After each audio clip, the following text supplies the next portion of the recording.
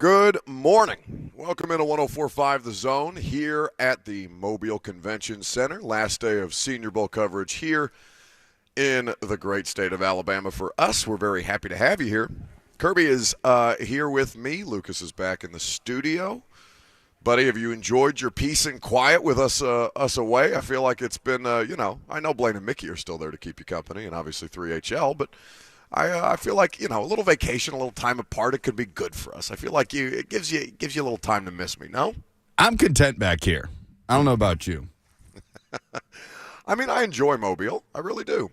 It's a good trip every year, and I feel like we've gotten a lot accomplished, and still one more practice to go today. Head out there afterwards, and obviously we'll recap all of the prospects in a lot greater detail tomorrow once we've had a full week to kind of process everything and keep track of the guys that we were looking for in the first place and learn about some new dudes that you may not have considered. Chris Doering of the SEC Network is going to be on with us at 11:20. Chris is down here as well and obviously has been studying this very much in depth, both from the college football perspective and now heading through the draft, talking to a lot of these guys.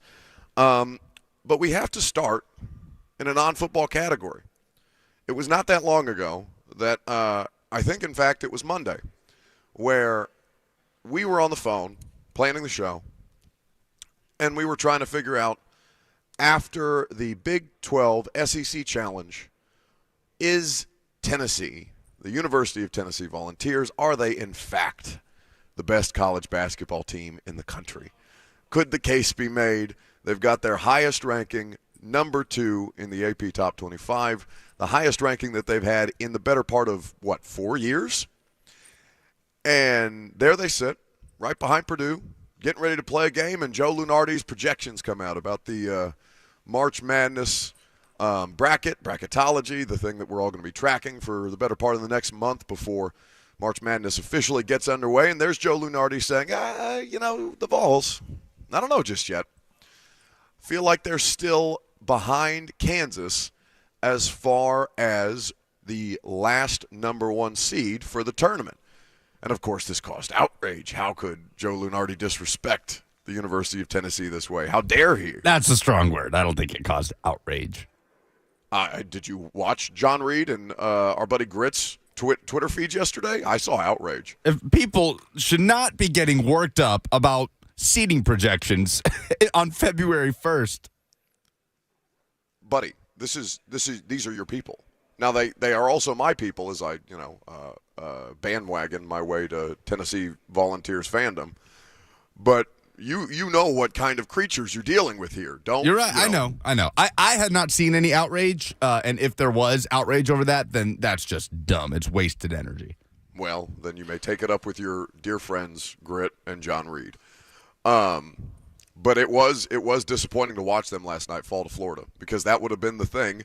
It's not like it's a big it's obviously not a big margin for error, but for them to go into that game, it's the first time in 5 games that they've lost. They'd won 9 of 10, been on a roll since that Kentucky disappointment, and against Florida it feels particularly icky, for lack of a better term. Rick Barnes was talking about how he was disappointed.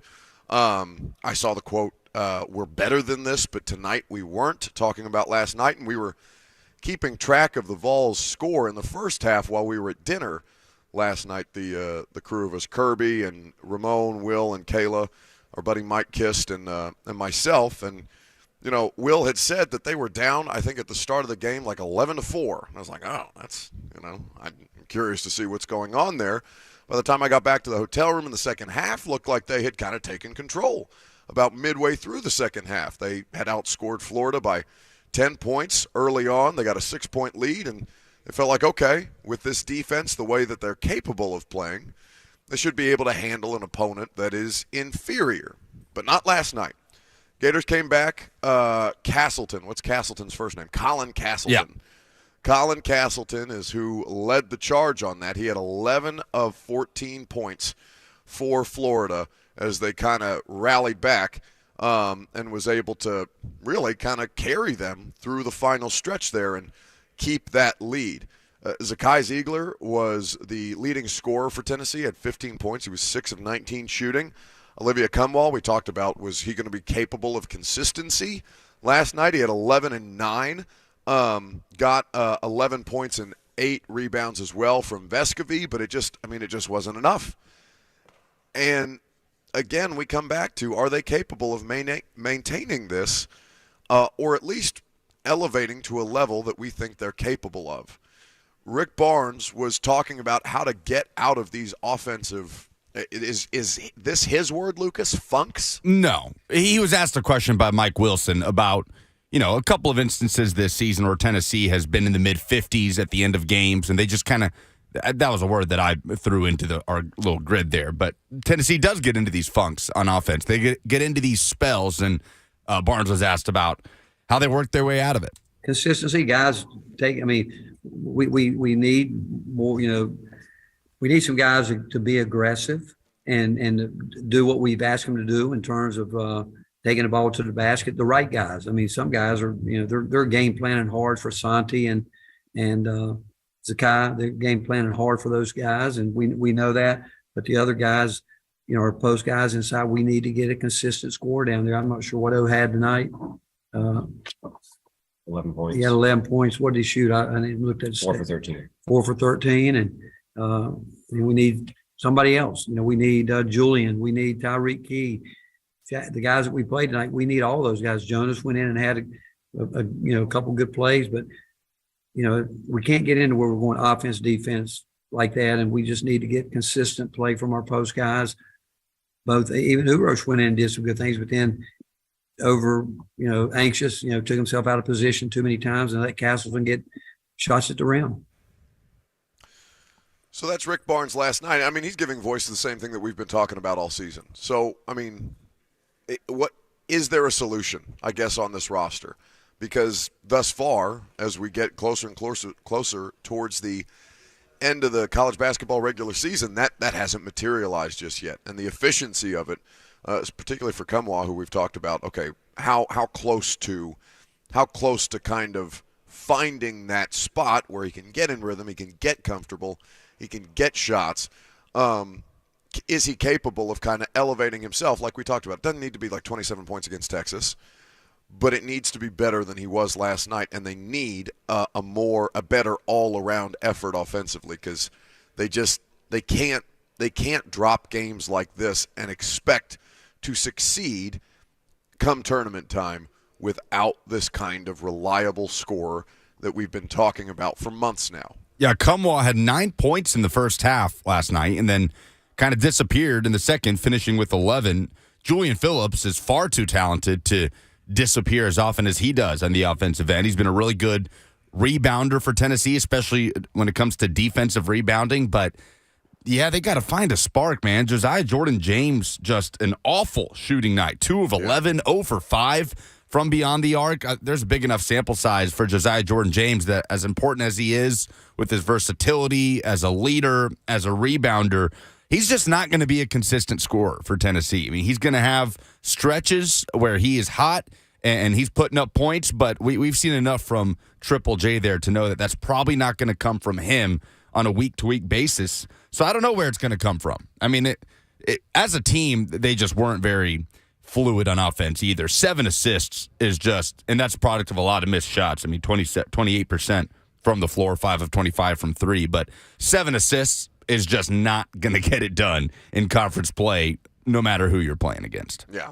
I mean, it's the kind of clunkiness that we talked about, and this may just be what they are, and that's disappointing because, Lucas, this may have been a tweet that I saw from you last night. I can't remember exactly, and forgive me if I'm not giving proper credit if it was somebody else, but the idea that Texas was probably their best offensive performance of the season, yeah. And they followed up with what was, by far and away their most disjointed and kind of sputtering. That was your tweet, yeah? Yes, Texas on Saturday was the best they have looked on offense all season. They rose to the occasion, college game day, Texas back in town, and Rick Barnes, 17 years as Texas's coach, and all of those things. Big crowd, and they delivered with, by far, I think, their best offensive outing of the year, putting up 82 points, and then they followed it up, like you said, with their absolute clunkiest. And Florida was desperate. They desperately needed that win to have any sort of prayer at the end of February to be a bubble team and get into the dance. Colin Castleton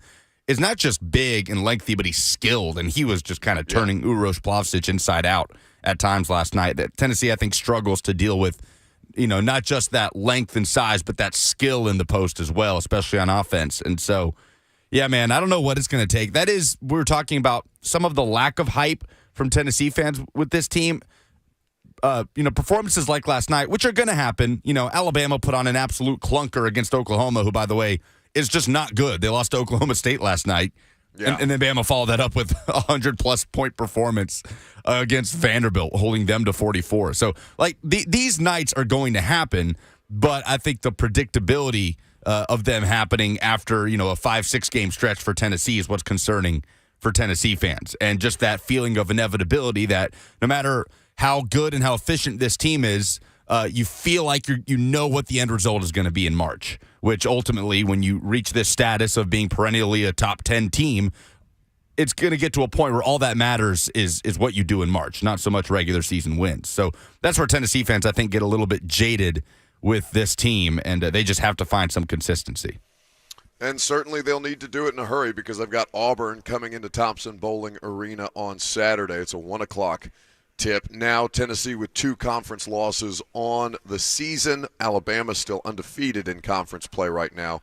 18-4 overall are the Vols. 615-737-1045 is how you join the conversation. We'd be happy to have you at any point. We got to talk about this story in the NFL, though, that a former volunteer, Arian Foster, kind of set flame to the internet in ways that are absolutely delightful to me, and he's out here getting a media entity that I'm already kind of pissed about.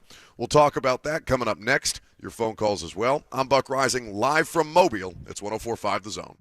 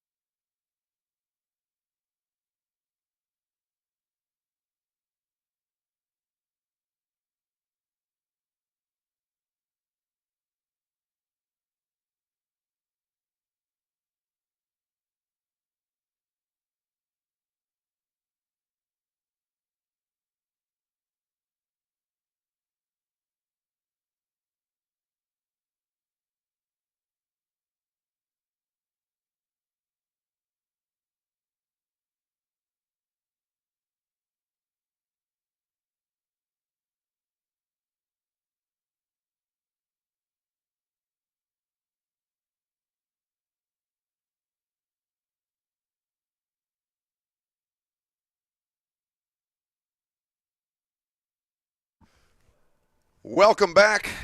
Oh, I like this, Lucas. Who is this? This is Charlie Crockett. Okay, good vibes down here at Mobile, live from the Senior Bowl. 615-737-1045 is the number. Our coverage this week made possible. Both shows, Ramon, Kayla, Will, and myself, and of course Kirby Allen Kirby. Mitsubishi Electric, Scoreboard Bar and Grill, Two Rivers Ford. Many thanks to our great partners. In fact, Kirby is going to go take my Two Rivers Ford for a spin right now, it seems. A joyride, perhaps. But the question that I have for you, and anybody within the sound of my voice, is the NFL rigged?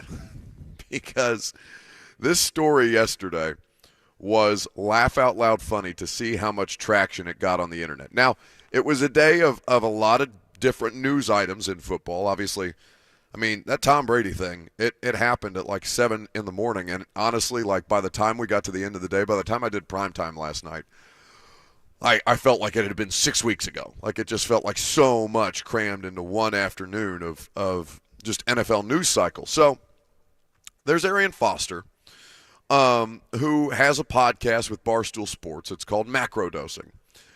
And the playoffs obviously have caused a lot of controversy, as there has been throughout the course of the season, and really the last couple of seasons, where we've talked about the officiating. Hell, I think we spent the vast majority of Tuesday's show talking about the fixes for the NFL officiating, and played you that Adam Schefter audio from the Pat McAfee show talking about the league even acknowledging that they have a referee problem at this point. And so the complaints, particularly from Bengals fans coming out of the AFC Championship game, you had the hashtag NFL rigged trending on Twitter, and it fueled a lot of these conspiracy theories about the NFL actually being rigged. So then there's Arian Foster, VFL, former Houston Texan. And, would you call him a controversial figure? I don't think he's controversial. I just think he's a different kind of a thinker, and he's comfortable saying things publicly. But maybe that in and of itself is controversial. I don't know if that's a fair term for me to label Arian Foster with. Yeah, that's a good way to put it. And, that usually translates into saying things that people perceive to be controversial. Arian has always been sort of an anti-establishment guy. Is that fair? Yes, I like that. I like that descriptor. And by the way, I'm totally for those guys. Those guys are the most interesting ones, even if they're a bit off the wall. I mean, his relationship with the University of Tennessee, he just didn't really have one until really this past fall when he went down for for Florida weekend with a bunch of Barstool people, and that was the first time that he had ever been back on campus because he had not spoken glowingly about his time as a college football player. Well, that's before we get into that story. So give me some details on that, because obviously that was prior to my time paying close attention to the University of Tennessee. What was the greatest source of friction, I guess, for Arian Foster? Is it just with the institution that college football is, or was it more specific to the institution that he played for? A little bit of both. Now, I'm saying this completely as a person that was growing up as a kid in middle school, Tennessee fan when Arian was playing. So someone like Ramon could speak on this far better than I could as his former teammate and friend. But I won't say former friend, still friend, former teammate. But Arian, had spoken a lot about the NCAA and just the nature of it and how it sort of, the whole thing about college football players and all the money that's made on the back of college football players and not seeing any of that and not being able to pay for food and things like that. He's talked a lot about that. And then with Tennessee, there maybe was some bitterness there because Arian had a fantastic junior season where he would have been certainly a draft prospect and then was convinced to come back for his senior year, where there was massive drop-off. He had fumble issues, injury issues. Tennessee went 5-7. They fired Philip Fulmer, and Foster was an undrafted free agent. Obviously, things worked out for him. He had a fantastic career in Houston. Oh, sure. NFL lead rusher once or twice that he had the rushing championship. But so I think there was a little bit of bitterness there on both ends. And then it didn't not until last fall where he actually came back to Tennessee and kind of, got back to embracing the program he played at. Yeah, I was walking in the tunnel with him, with him and Ramon when I got to my first Vols game was Florida week, first live Vols game anyway, and it was cool to see how many of them were there and were being celebrated. And Arian Foster Whether you want to label him as a fair weather Vols, a VFL, whatever. It was cool to see people kind of embrace him in his first time back. Either way, so not without a different line of thinking, and so it's Arian Foster, and for those of you unfamiliar with the Barstool universe, his co-host is a man called PFT Commenter, Pro Football Talk Commenter, and PFT is talking to the audience about the NFL being rigged and joking around and kind of getting Arian Foster in on the joke. And then Arian Foster says the thing which sets the internet on fire. This audio courtesy of the Macrodosing podcast. It's funny, before we started taping, Arian was telling me about how the NFL is rigged and how every year he used to get a script. Yeah. Day one of training camp that would get dropped off at his locker. And you would have to, it was like week 1, you'll do this. Week 2, you're going to have a hamstring injury. Week 3, this is going to happen. Yeah. Week 4, you're going to get 3 touchdowns. And so then you just have to, did you memorize those before the season started? Or would you go and rehearse the script before every game? We were really dedicated to it. So it was more so like, that's what practice was about. It was about practicing the script. Like, this is what goes on and this is what we have to do in order to, And this referee is going to miss this call. Because they hate you and they love the Colts, that sort of thing. WWF, so it's like, you know, we know what's going to happen, but you still got to put on a show. So, if you hear that and you're unfamiliar with maybe the podcast, and Lucas, do you listen to the Macrodosing podcast? I do not. I saw this floating around like everybody else. Sure, I haven't heard an episode, but if you're unfamiliar with the characters in this, then you might hear that and think that they're being entirely serious because nobody's laughing, nobody's smiling. They're just carrying on as if this is a normal thing. He goes on to say it was 2015, oddly enough. The script writers didn't have anything to do with that, actually. It was more so to do with they needed a change of scenery in Houston. It was time to go, so they wanted to get everybody out of Houston. That was the ultimate goal. He was joking about, or you had other players now joking about the idea that, like Marlon Humphrey, for example, the Ravens cornerback, tweeted yesterday that he was just following the script when he allowed Jamar Chase of the Bengals to rack up 200 yards receiving on him, and so it became a running thing on the internet. Now, most people, I think, understood this to be comedy, that they're just doing a bit. They're doing a thing on Barstool and that this is not to be taken seriously. And until Sports Illustrated gets a hold of this. I read this article, and SI has obviously fallen off a cliff over the course of the past couple of years. The script writers apparently did not do Sports Illustrated justice, and maybe I'm just bitter because of some recent goings on with some people that I very much value, who I felt were done wrong in a circumstance by Sports Illustrated. But either way, try not to let my biases show through here. I was reading the article this morning about Sports Illustrated, who was reporting on this as if it was an actual story. It's a common refrain from sports announcers anytime something improbable happens. You couldn't write a script like this. Or maybe you can, ... Did you read this on SI? No. It's nonsense. It's utter nonsense. They are reporting this story out, or think they're reporting this story out, based on the quote from Arian Foster. Now, they're talking about it's the contention of Arian Foster. They're not supporting this with reported facts, but they're reporting on his quote as if it is something that is actually a train of thought. Now, this was aggregated. This was very, very much made fun of. I think they have since put out corrections on this article, but the idea that that this is all it takes to get at least one. I mean, do we consider? I don't want to completely discredit Sports Illustrated because they do have a lot of still really, really high level people working for them. But is this all it takes to kind of get people out of shape and to send the news cycle into a spiral? Just one small quote from a guy who's doing a parody podcast on Barstool Sports, and the idea that the NFL is rigged. Are we really that easy to set off societally now? Because I feel like this is so funny to me because of what it exposes about people who consume this stuff, and how many people take it entirely too seriously. Because in the same way that I thought, and these are two different situations, for example, but it's just a local connection. Like I was complaining yesterday when we did the dumbest thing in sports about the way that Titans Twitter, a portion of it, ran with the Todd Downing second mugshot, right?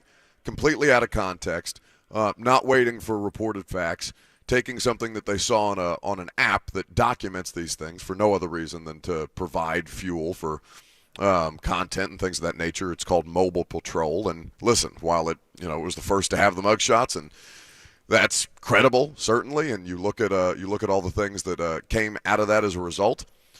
Still, to go down the path that people very, very quickly did about the idea that Todd Downing may have gotten a second DUI at 1:30 in the afternoon on a Tuesday, rather than waiting for somebody to report out the facts. Or, I mean, hell, even it's as simple as calling the Williamson County Sheriff, speaking to their people in the Public Records Department, and be like, hey, is this a new charge or is this a something to do with the initial one? But that's not how this works, and it makes me laugh every time. It makes me sad first, and then it makes me laugh after the fact, because I like seeing people get got, even though it's happened to me from time to time. I like to think that I'm a little more discerning. But the idea that we're just this easy to like get bent out of shape as a sports media consuming society, I think it speaks to a larger problem with the way that people go about this stuff.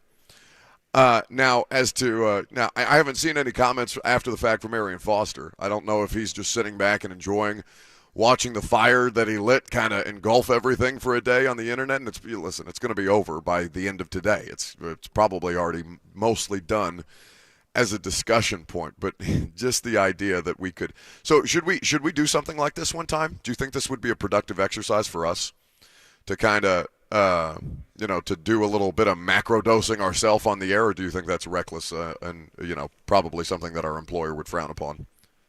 You mean like making up something that? What do you mean? Like what if you and I, and we're planning this out loud, or we're producing this out loud, because that's just typically the way that we do things. Like, say we decided to run with something like the Jags and Titans game was rigged, or something like that. And I come in here super serious, and we're talking about it. We're going through point-by-point details. I come with, things that may seem like they're credible with fact. We just kind of make up a story and run with it. Do you think that would be fun to do, or do you think we would get fired? I think that would be a terrible idea. One of the worst you've ever had. Jael on YouTube says, all of this is why I don't trust any of you sports media guys. I feel like all you lie. Well, I do get but like, okay, so let's take that comment and kind of work through that, because I do think that's something that a lot of people deal with, and it's not just sports media. I think it's like societally, right? There's just a general distrust in media that has been earned to a degree, and obviously affects a lot of different people.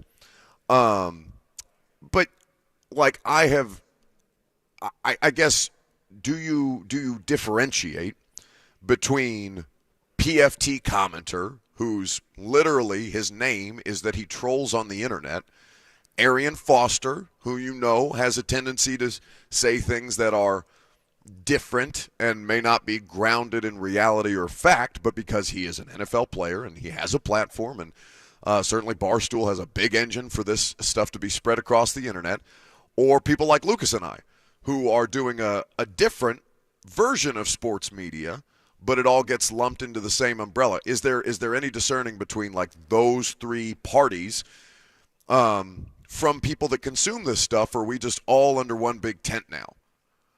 Because I think that's kind of the place that I struggle with. Not that like I'm not out here saying that I like that you should treat us with more credibility than you do Arian Foster, but like I think you have to take it by a case example. Does that make sense? Getting very philosophical today. Well, I mean, but this is something that I think a lot of people think about. And this you could speak to this politically. You could speak to this from a news cycle standpoint. We work in the playground for all of this stuff. It's sports. It's not that deep. But that people like Jael, and I don't think he speaks for everybody, but I'm sure he speaks for a few people when he says he just generally has a distrust about people in media, and I don't like that, but I get that, because now you can just do whatever you want and have the news cycle for a day, and whether it's true or not, it becomes a story.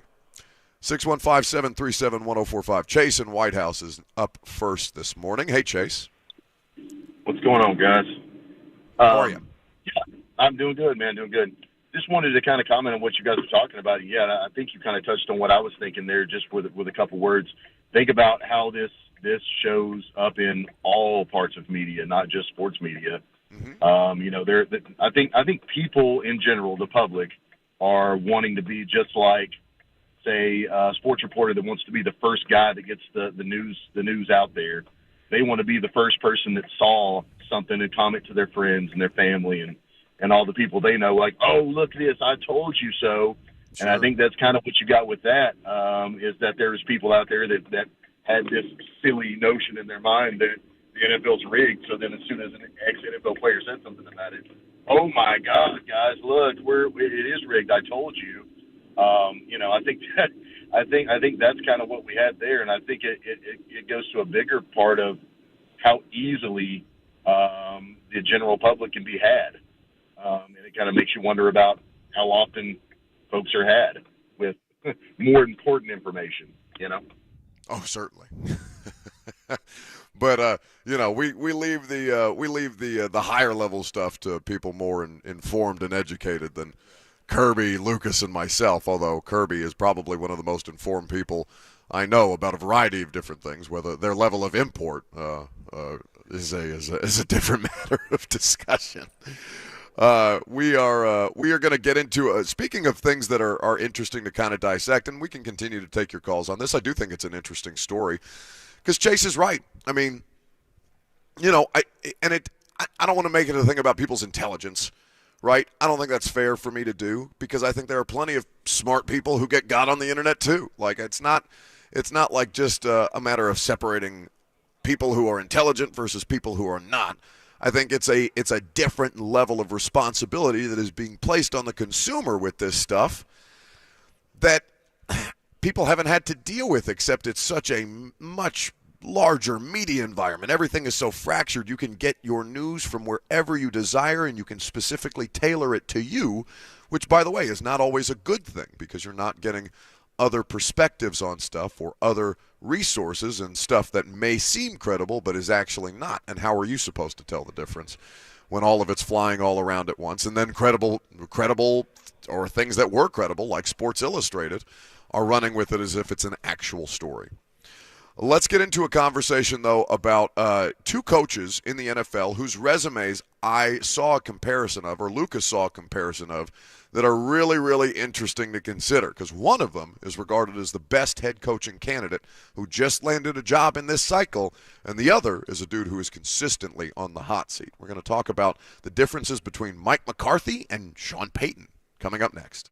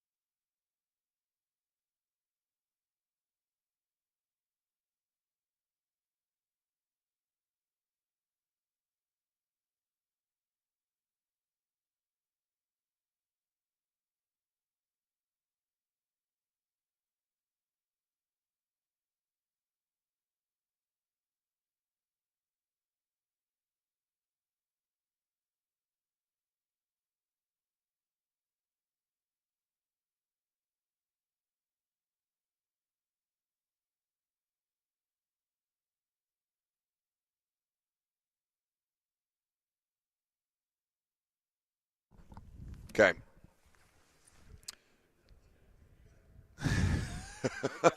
Lucas, well, so how do we want to give people behind the scenes stuff on when I screw up and say things that I think I'm just talking to you, but you have eminently more control than I do on this?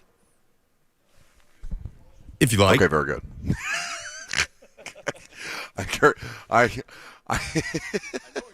It's just a mess because Kirby's waving me down with like hand signals and stuff like that. Lucas is in the Zoom, but I'm not really looking. And it's just, we've made it work, though, far this week. I feel like we've had a good week of shows. I appreciate Kirby's sense of urgency to tell you that you're on, because I don't have one. I'm just going to tell you you're on, and I'm going to flip you on. And whether or not you hear it, that's on you, because it's your ass if you say something you're not supposed to. Which is exactly the opposite of what is supposed to be your job, which is to protect me from saying something that is going to get me fired and burned down in flames. But I appreciate your support, as always. Speaking of which, support is what Lucas is going to offer in some form or fashion in this segment, because so I guess what's the genesis of your research on the differences, or really not that big a difference, between Sean Payton, who is regarded as the best hire in this cycle, despite what it would cost both financially and from a draft capital standpoint to get him from the New Orleans Saints. He ultimately lands with the Denver Broncos. And Mike McCarthy, the Cowboys coach, who is consistently under duress, who's even being talked about as recently as this season as being replaced by his offensive coordinator before Kellen Moore jumped ship from Dallas to Los Angeles. Where did you see, I guess, the thing that sparked your interest? So, yeah, I'm not going to pretend like I thought of this topic on my own, but T.J. Lang, former NFL offensive lineman that played for Mike McCarthy, was with the Green Bay Packers from 2009 through 2016, recently retired in 2018 after a couple years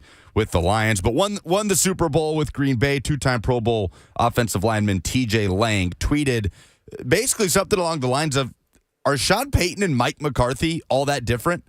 Because the narrative around both is certainly very different, right? Yep. Like a team just gave up one first-round pick. What was the compensation? I'd have to pull it up. But multiple picks, including a first-rounder, and reportedly $20 million a year in salary for Sean Payton to be their head coach. Meanwhile, Mike McCarthy just appears to be on the hot seat with the Cowboys, and Jerry Jones is having to go on radio stations and say, no, he is coming back, and he gets criticized for time management and in-game decision-making and things like that. So T.J. Lang tweeted that. He didn't tweet out any numbers or records or anything like that. The thing most people know is they both have the one Super Bowl, right? Sean Payton with Drew Brees and the Saints, Mike McCarthy with Aaron Rodgers and the Packers. They have both coached a Hall of Fame quarterback. So that's what we know, surface level, about Sean Payton and Mike McCarthy. And you might think about that and say, yeah, that's true. They've both coached similar amounts of years, and they have just the one Super Bowl. So I decided to do a deep dive. So I want to ask you, by the way, Mike McCarthy, 16 seasons as a head coach in his career. Sean Payton, 15 seasons. He will start his 16th with the Denver Broncos. And quickly, before you go through the numbers, the compensation, just for reference, Denver sent its 2023 first-round pick from San Francisco. Yeah. So it's 30th overall, and a 2024 second-round pick to the Saints for Payton and New Orleans' 2024 third-round pick. That was the terms of the trade. Go ahead. So here's their overall record. Again, I'm just stunned at how close together these are. Sean Payton in his career is 152 and 89. That is a 63% winning percentage. What do you think Mike McCarthy's winning percentage is in his 16 seasons as a head coach? So give me Sean Payton's again. He is 63%, 152 and 89. By the way, amazing. Sean Payton in 15 years never tied once. I would say never had a tie. That's interesting. I would say that if that is Sean Payton's win percentage, I would say Mike McCarthy has got to be somewhere around 60%. 61. Mike McCarthy 61. is 155, 97, and 2 in his 16 years as a head coach. In the postseason, who do you think has more playoff wins? Sean Payton or Mike McCarthy, understanding McCarthy has coached an extra year? I mean, I think it's got to be McCarthy, right? And not even just because the extra year. Like, the Saints have had some disappointing flops in the playoffs. And, things like the Rams-Saints game a couple of years ago where they were wrongly done because of a missed call, a missed targeting call.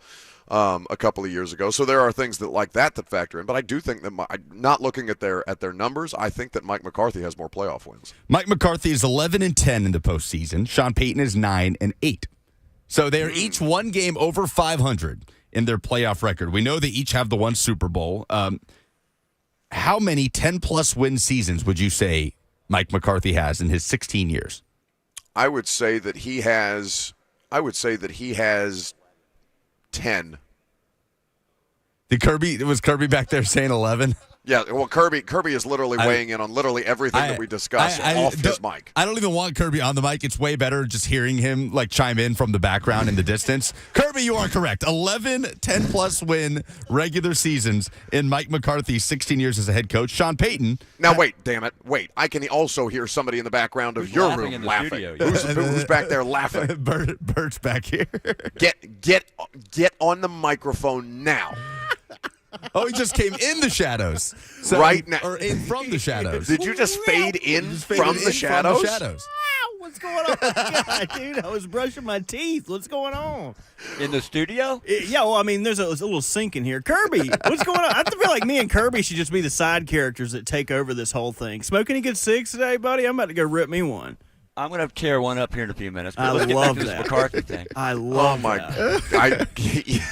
Okay. So when did he get the power to fade himself in from the shadows? Because this is deeply concerning. He's always had the power, but you have the least amount of power of anybody here. How have you not learned that by now? I've been doing this for 2 years, man. They said, you know what, you can have your name on the show and that's it. Everything else is completely outside of your control. That's all. And which, by the way, because I'm self-involved, I took it. I took the deal. Dance, puppet. But continue with your analysis. But seriously, so Mike McCarthy has 11 10-plus win regular seasons. Sean Payton has 9. Mike McCarthy, okay, which do you think has more NFC Championship game appearances? Understanding McCarthy. that Kirby says Damn McCarthy. it, Kirby. Okay, that is correct. No, they're tied. Well, No. see, I've been around since before the Brett Favre era, so I realized where McCarthy came in, who he had, who he went to immediately afterwards, and watched him destroy it. And But Kirby anyway, also hates him because he's the Cowboys coach. Oh, I do. I want him out of there so fast, but Yeah. I want Jerry to follow him.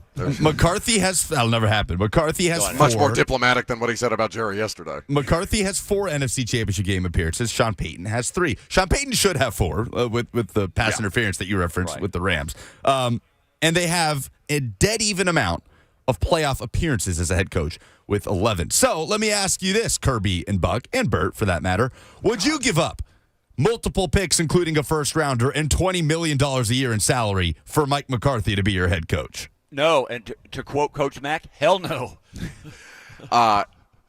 My initial reaction would obviously be no, and I think that would be the vast majority of people's reaction. But I do think that, to do it by the, and listen, it's a completely fair analysis. The numbers that you have just laid out, I think, would probably shock people, especially given the compensation, as we talked about draft-wise and monetarily, that Denver is now going to invest into Sean Payton. But would we not agree in talking to people around the league that Sean Payton is a decidedly better coach from the standpoint of everything that goes into that job? Yes. Why, though? Well, he doesn't call stupid timeouts when he doesn't need to, and so at the end of the game or the end of the half, he's out of timeouts. He doesn't call some boneheaded play where he gets his quarterback sacked because he's trying to be cute inside the 10-yard line, and his red zone coaching stinks.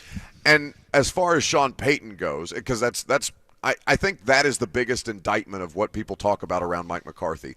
When you go through and it's almost like talking about lumping interceptions together, right? You almost have to take each infraction, each game, each situation in its own little bubble and kind of discern from there. Because it seems like Sean Payton is often on the wrong side of these errant pass or pass interference calls that are not called, and Mike McCarthy's wounds are self-inflicted. So it's almost like they have arrived at the same place, but with 2 not totally different paths, but dissimilar paths, if that makes sense. The only advantages Sean Payton has with the numbers is winning percentage better by 2 percentage points. And he does have an AP NFL Coach of the Year. He is the one. Mike McCarthy does not, Payton having coached 1 less season. So we're going to find out either way, right, what Sean Payton is made of when he gets to Denver with a roster that is largely in place, a very good defense, and a probably Hall of Fame quarterback that this past season appeared to be unfixable. So we're going to find out in 2023 just how much better of a head coach Sean Payton is as he has to go to a second stop. Mike McCarthy's done that at 2 stops. Payton just the one with a Hall of Fame quarterback, the continuity of Drew Brees as his quarterback for all of those years. I almost just went full sports talk radio like the worst of us as a host and said, is Russell Wilson a Hall of Famer? 615-737-1045. I don't think so. But anyway, the second thing that Sean Payton will do is remove Russell Wilson from the starting lineup and put anybody that is functionable back there and watch him succeed. Or even sometimes not. He'll just throw Taysom Hill out there and do some weird bleep and, he'll still succeed. Mess around and win some games. He should have been the Dallas Cowboys head coach following Parcells, but again, Jerry Jones is dumb. All right. Wait, has Robert sent himself back to the shadows, or do I need to do it? Go ahead and get it, buddy. Go. What's that? Don't ask questions, Kirby. You don't want to know the answer, because once I gain the power to do that over you, that's next. Go to break.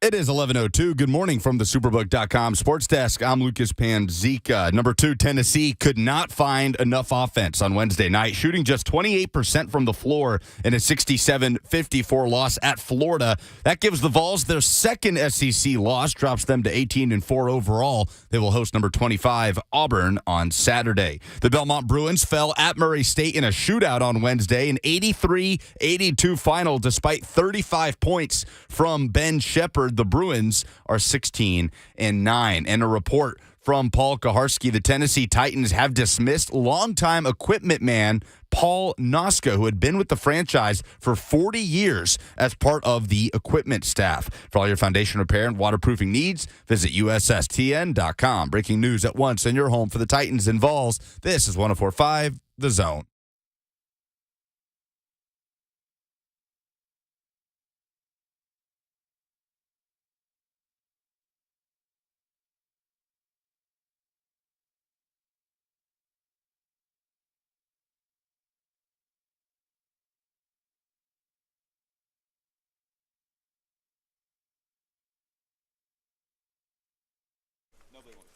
Hour number 2 here in Mobile. Welcome in. Welcome back to 104.5 The Zone. Live from the 74th Annual Senior Bowl. Practices underway a little later on. Many thanks to the people who sent us here. Mitsubishi Electric, Scoreboard Bar and Grill, Two Rivers Ford, making it all happen. Your phone calls are welcome at any point. Join this gang of whatever the hell we would call ourselves at this point. Kirby is here with me. Robert is somewhere in the shadows, and Lucas is back there making it all go. 615-737-1045 is the number. We're going to talk about what's happening with the Colts situation, because being in Mobile with the entire league, you hear a lot of things, and stuff's being discussed in seedy back rooms and all kinds of smoke-filled cigar bars and things of that nature. But Lucas, you said you had something real quick? Yeah, I don't think you called us a gang of whatever we are. I don't think we're a gang. I think we're a gaggle. A gaggle? A gaggle. We're just a gang of misfits. Isn't that the song from Rudolph the Red-Nosed Reindeer right before they were looking for the island of misfit toys? Well, actually, why is that the only musical reference on this show I get? Hey, you have a very small window of musical taste. And that's one of my favorite songs. No, it's not true. I like all kinds of different music. I just don't know who sings these songs. Would you like to hear the Oxford Dictionary of gaggle? Please. Wait. Go ahead.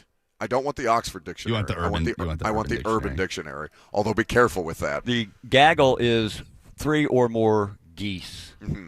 That is the first definition. The official second definition on Urban Dictionary. This is Oxford Dictionary, but I think I don't want Oxford.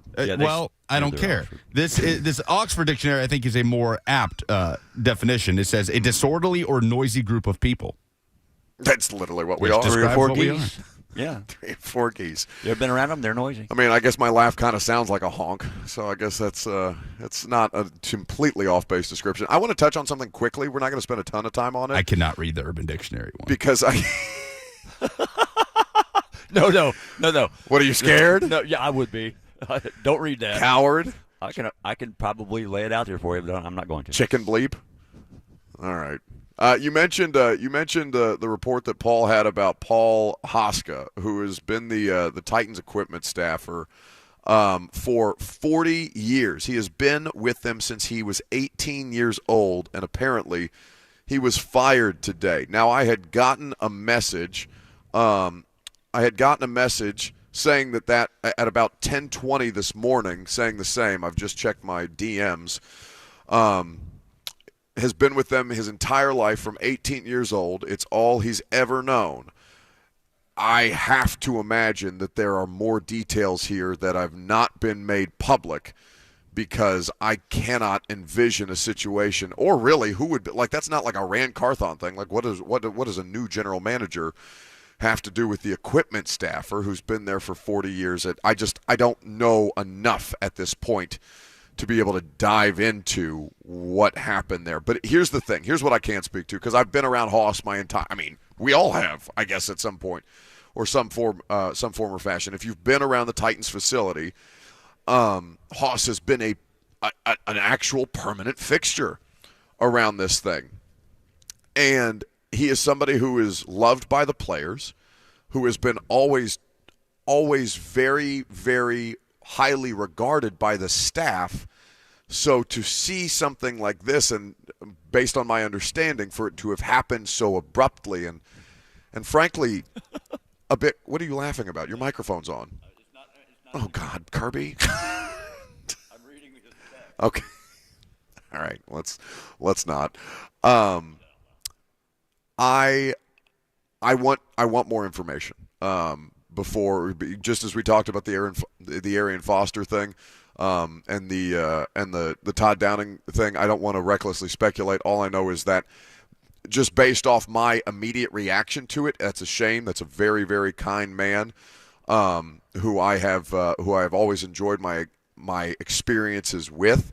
Not necessarily like in-depth experiences, but that makes me sad to hear that is how that has gone down. And if there is something more significant there, we will keep you updated as things go along. Anyway, what we need to talk about is that the Colts. Here's the deal. All right, the main reason that I come to Mobile, that I value Mobile, is because of information. All right. There's a difference between what Ramon and Kayla and Will have done on Radio Row this week, which is getting to talk to a lot of different draft prospects that have been here on Radio Row, and what I'm able to do at the practices with all my media friends, with all kinds of people who are in town for the league, and after-hours conversations that it's just difficult to have at any given point because we're all scattered to the wind. And Combine and Senior Bowl, it's really one of the biggest events of the off-season calendar for us all to be collectively here. So, not all of it is reported fact. Not all of it ends up coming to fruition, but it's a good kind of understanding of where things lie right now. And the thing that is being discussed most this week in any setting that I have been around is that the Colts might actually do this Jeff Saturday thing. I don't know if you saw the report from Ian Rappaport today, and I'll read you the tweet specifically regarding the Colts interview process, because apparently Jim Irsay, who wasn't involved in the first round and had 17 different second-round interviews. Josina Anderson, by the way, just tweeted 13 minutes ago, Colts fans, hang in there, ... So apparently I think something is coming down the line, or at least Josina is alleging that it might be. But here is the tweet from Ian Rappaport, Mike Garafolo. The Colts are nearly done with their second round of head coaching interviews and are considering a rare round 3 as well, sources tell me and Ian Rappaport. If they go that route, they'd pare down the list to a select few finalists before making this decision on their next head coach. It goes on to say, Colts general manager Chris Ballard and owner Jim Irsay are conducting one of the more thorough searches we've seen. Lots of candidates, long in-person interviews, around 12 hours in some cases, so another round to make sure they're comfortable with their pick that would fit. You know how that reads to me initially based on, the amount of discussions that's going on around here? One, they should have involved Jim Irsay in the first round of interviews. Two, Jim Irsay and Chris Ballard seem to be further apart on kind of discerning what exactly it is that determines the fit, which is why a round 3 would be necessary. And now, I think as long as this continues to go on, and until such time as Jeff Saturday is officially ruled out, I really think this is his job to lose. Everything is just peachy in Indy. I mean, my God, can you imagine? Colts fans, I'm sure, Titans fans, I'm sure, are relishing in this news, and understandably, it's a fascinating thing to watch just from a league perspective. But the idea that this might actually go down after seeing the results, one win on the season, and some not just losses, but catastrophic losses, historically bad losses, under a man who had no prior coaching experience beyond a season or two of high school football. Woof. 615-737-1045. What would your reaction be if the Colts did, in fact, hire Jeff Saturday? Rick in Hendersonville is first. Hey, Rick. I have no opinion on that. Not any whatsoever. But you got Kirby there with you. I sure do. Buck, I'd like for you to ask Kirby a very important question. What does he think about bottle service? Well, if you've got the money to waste on just somebody stacking a bunch of bottles in front of you, go for it. Lucas, you lied to me. Wait, Rick lied to us. No, Rick and I we teamed up on that one. You're scheming? Yeah, Rick and I were doing some scheming there. Kirby, the reference there was Buck. Why is this? I'm trying to do serious sports talk. I'm gonna turn you down so Kirby can hear me. The reference there was Buck trying to level with people. Kirby the other week was just talking in passing. You know, when you and your buddies in college and you get bottle service at a bar, and we had to just come to a screeching halt and stop everything because Buck thought that was a normal thing people do it with a college income. I would have liked to have had bottle service money in college, but that wasn't the case. Okay, what is supposed to be what do you want me to do here? You want me to just sit here and do you want me to feel sorry about this, Lucas? It's not going to work. You're not going to publicly shame me this way. I tried to make a reference I thought was relatable. It turned out it wasn't. I'm not upset about it. But I am publicly shaming you in this way. Well, Yeah, you trying. think you and other people think that I should be ashamed of this. My level of actual shame is a completely different matter of discussion. I think you're just burying it deep down. This, yeah, he's swallowing that. But no, I mean, it's like, you should be ashamed, I'm not. but you have to have shame in order to be ashamed. That's See, not Kirby knows me. I've learned a little bit about you in this last year and a half, and I'm not complaining. You're a good guy, and I mean, more power to you. See, that's all hold somebody on. has to I've say, got something for Kirby. the little fella, Lucas. The little fella. How dare you try to embarrass the man that is carrying the water for you? Thank you, Kirby. How could you turn on me like this? Kirby is my ally, not yours. Not you, not Rick in Hendersonville. Bleep you both. You won't catch me with some manufactured question, young man. I've been around longer than that. I am not Joe Biden, although I may have the same hairline. Kirby has. I am totally broken by this. You know what? Eat it. That's the. I don't need any other wins today. I will take L's for the rest of the afternoon just because I have Kirby on my side. Nothing can stop us now. We are no longer a gaggle. The gaggle is divided. Chris Doering of the SEC Network is next.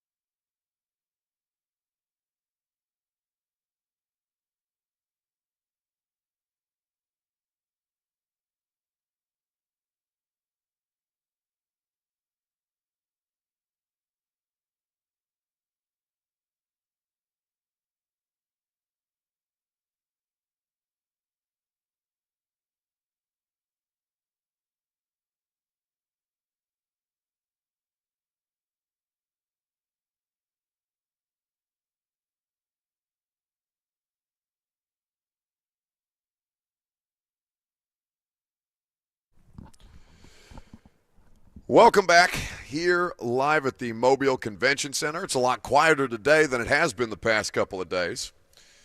Practices going on this morning, one more later this afternoon, and Chris Doering of the SEC Network and Sirius XM has been down here covering it all, as well as all of the college football conversations throughout the course of the year. My guy, what's happening? Hey, man, good to be on with you, and good to see you in person this week, man. Yeah, it's nice. I love Mobile and I love the Combine that way, just because there's so many people that, we catch up throughout the course of the year, and it's almost always on phone or on Zoom. So to physically put faces and shake hands and all this kind of thing is good to finally meet you in person as well. Yeah, no, it definitely is, and you're right about that, man. I feel like there's kind of a summer camp feel to showing up in Mobile. You see the same people and get a chance to catch up, and kind of the same thing at SEC Media Days, man. Looking forward to getting up to Nashville this year. Oh, buddy, that's right, Lucas. I had completely forgotten that SEC Media Days is in Nashville this year. That is going to be a time. Meanwhile, you've been down here, obviously. You've been talking to a lot of the players. You've been talking to a lot of people involved in the Senior Bowl process, coaches and Jim Nagy, the whole nine. What's been your, I guess, just general observation about the group that they have collected for this 74th edition of the event? Yeah, it's a little different, isn't it? I mean, last year, kind of the focal point was the quarterbacks and had a lot of the big names that were expected to be drafted highest amongst the position. This year, you don't quite have that same star power at the quarterback position. But, Max Duggan's been a guy that obviously we've talked about a lot in the second half of the year, and things didn't go well for him in the game against Georgia in the national championship. But I thought he's had a nice week, had a good practice yesterday, and has been impressive at that position. Really, the star power, I think, this year is at the running back position. Man, I had a great conversation with Kenny McIntosh yesterday, who I think is maybe the most underrated, under-talked about piece of that national championship team last year. The Georgia players as a whole, I mean, Chris Smith's another one that I had a chance to catch up with yesterday, who just what an impressive story of being patient and waiting for his turn. And honestly, I mean, you look at the two biggest plays of the two national championship seasons could arguably have been made by him. The interception against Clemson that got them the win in the first game of the 2021 season, and then the scoop after the blocked field goal attempt in the SEC championship game this past season. So good to see the Georgia guys out here. A lot of Alabama faces, and I know that helps the crowd interest in Mobile here. But maybe the guy above everybody that's kind of stood out to me is the Tulane running back, Tyjae Spears. Just been really not only explosive but consistent doing it. And that, having played in this game, that's the thing that you strive to do, man. You don't want to have these peaks and valleys, days where you're great or periods where you're great and others where you're making mistakes. And I thought Spears has done a nice job of really being consistent throughout the week so far.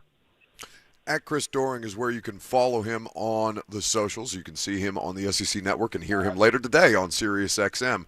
That's the Tulane running back in particular. Was watching a lot of the running backs yesterday, and beyond him, Eric Gray, who somebody obviously Volunteer fans are familiar with in Oklahoma this past season. I thought he acquitted himself quite well in day two, and the first day is always a different kind of environment. I was talking to Darnell Wright, the right tackle, formerly of Tennessee, about this, and you don't think of these guys having jitters necessarily, but of course they do. It's one of the biggest job interviews, or the start of the biggest job interview of their professional careers. But to see the way that somebody like Eric Gray has performed and showed himself capable beyond what we've already know of him on tape to be able to perform, it seems like the coaching staff has really kind of valued what he brings to the table as well, at least in my conversations with people, Chris. Yeah, no doubt about that. And it's a different year this year. I mentioned having played in this game back in January of '96, and the tradition has always been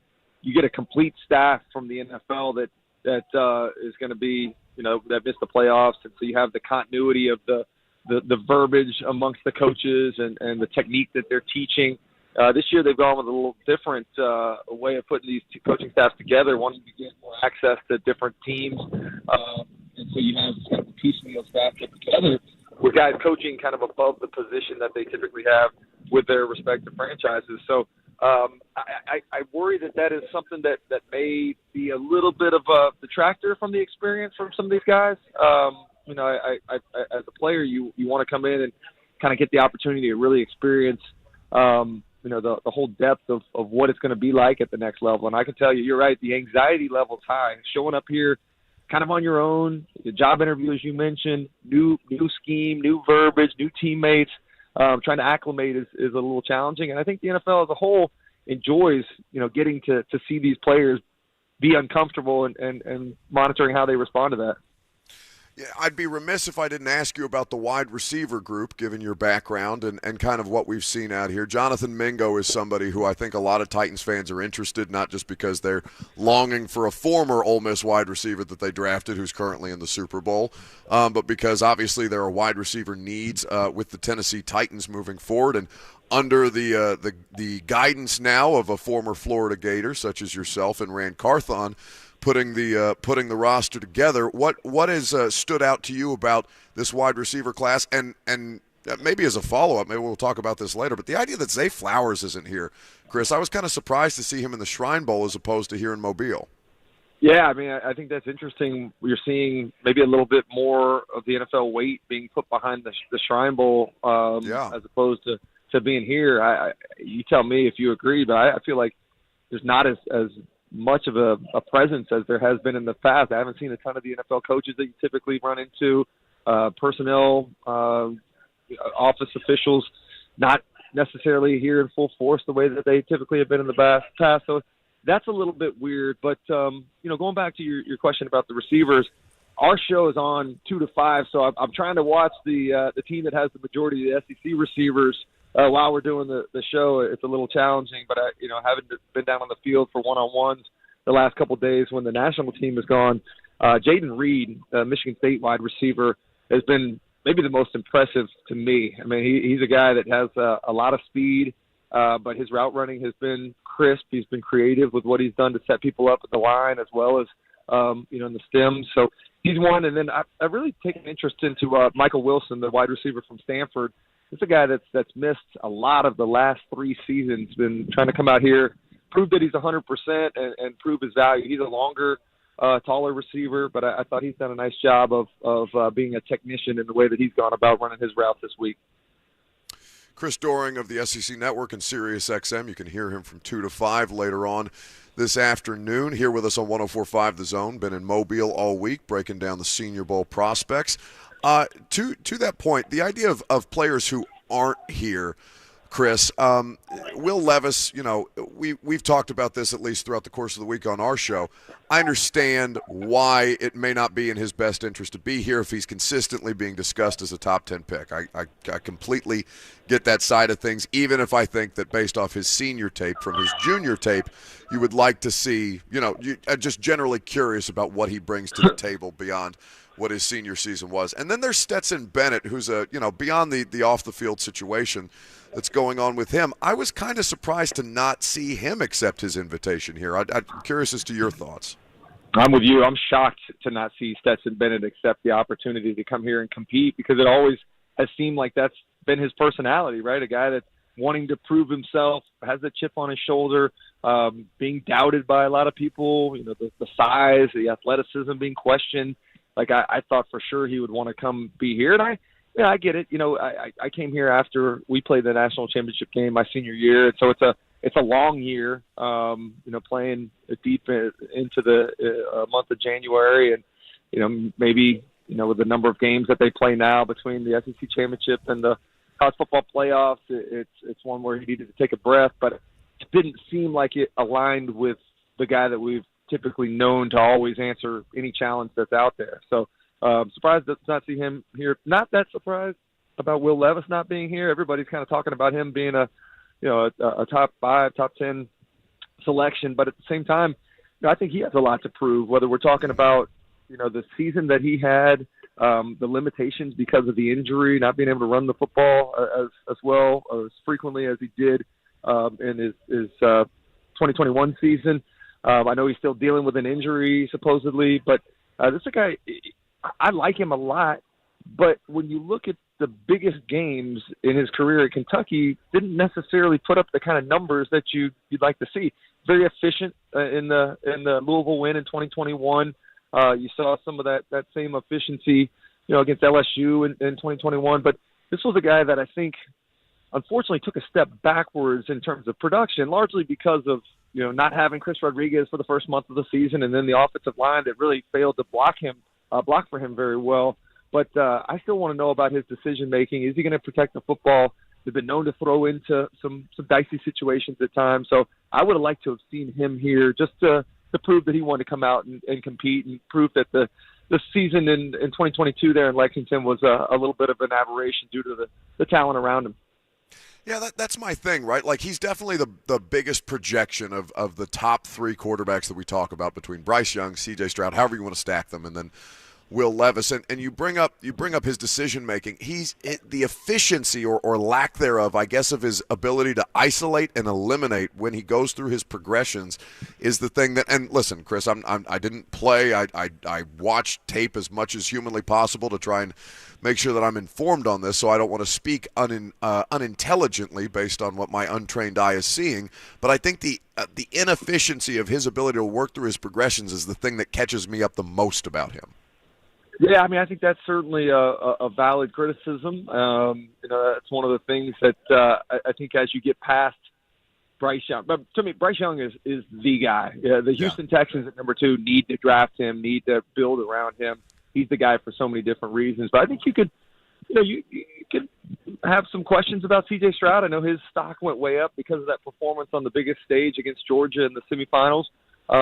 Same thing for Will Levis. And even, like, you're talking about drafting based on potential. Anthony Richardson, another one of those guys. Like, I hear people talking about him being potentially a top 15 selection, which, I love the kid. He's a Gainesville boy, played at my alma mater, but at the same time, not necessarily a polished player, has huge upside because of his athleticism and what his physical gifts are. But I just worry that, it is a high-risk, high-reward selection for him. And I would say the same thing, maybe not to the same degree for Will Levis, but I think there's some of that same risk that exists.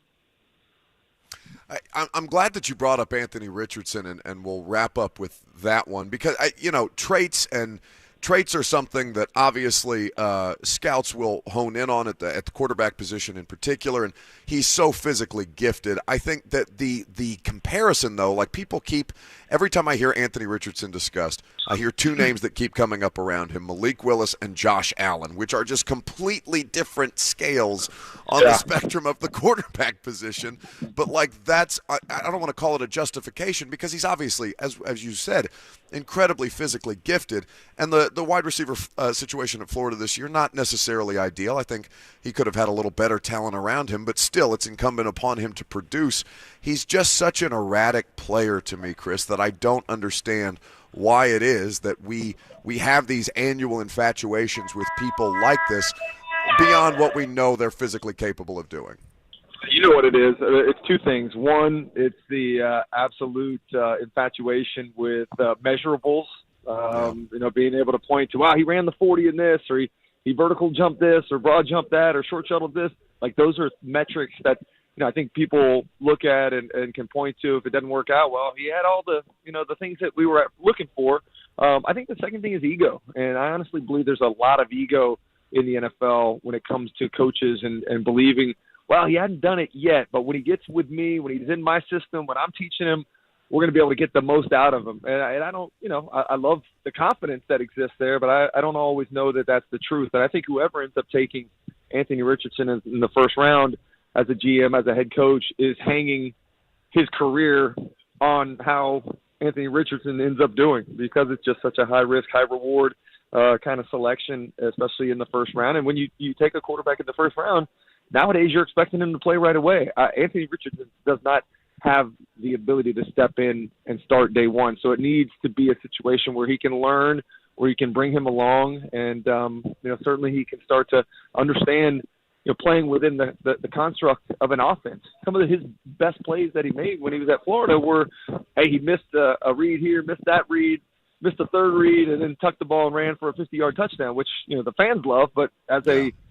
fellow player out there in the field, as a receiver, as a coach, those are not necessarily the things you're looking for from your quarterback. I appreciate your time as always, Chris. It's your insight is always incredibly valuable. Dawn Davenport, our teammate here on the Zone, and I know your teammate at the SEC Network, is peppering me, making sure that I tell you hi on her behalf. So I make sure that I get that done for Dawn to hear, so she doesn't come after me by the time I get back to Nashville. And look forward to seeing you when you make it up for SEC Media Days, my guy. Yeah, Dawn's my girl. I can't wait to be there with you guys in person, man. I'll look forward to you hosting a night out for us in Nashville, all right? Oh, well, I can certainly do that, and I can promise you it'll be better than Veets. Yes, please. We definitely need that. If we can have the girl to guy ratio be a little bit closer to 50-50 instead of 90-10, that'd be great. Wait, were you in there last night? I was at Veets last night. Yeah, hell yeah. It was, literally, Chris, I'm sitting at the bar, and I said, I don't think I have seen, listen, it's fine, it's football, I understand what we're all here to do, but literally maybe one female in the 4 hours that we were all collectively in that bar. That is hilarious to me. Let me tell you, let me give word to those out there that are looking for husbands that may not have had success. Like, an everyday 2 is a Senior Bowl 9 or 10. So just keep that in mind, ladies. Wise words from Chris Doering of the SEC Network. Take care, my guy. 2 to 5 is where you can hear him on Sirius XM later this afternoon. Oh, my God. Lucas, have you been here before? To Mobile? Yeah. I've been to Mobile once when I was like in middle school. Oh, so you have not been to Veets? No. I went to Mobile when we were doing like a field trip down on Dauphin Island nearby there. Oh my God! It is hilarious. It occurred to us as we were sitting at the bar. I didn't see Chris last night, and it's packed with literally half the NFL. And it is interesting to hear what he said about the idea that the NFL seems to be throwing a little bit more weight behind the Shrine Bowl, both in terms of talent and personnel who are in attendance this week in Mobile, guys and people that you would otherwise see. But yes, literally, I would say it was 100 to 1 guy to girl ratio. So yes, if you are out here seeking future engagements, perhaps save yourself the trouble on Hinge. Just come to Veets during the Senior Bowl. They'll take care of you. 615-737-1045 is how you jump in on the conversation. Coming up next, one wide receiver that is not here at the Senior Bowl that I brought up with Chris. You're going to hear some Greg Cosell analysis of that coming up next.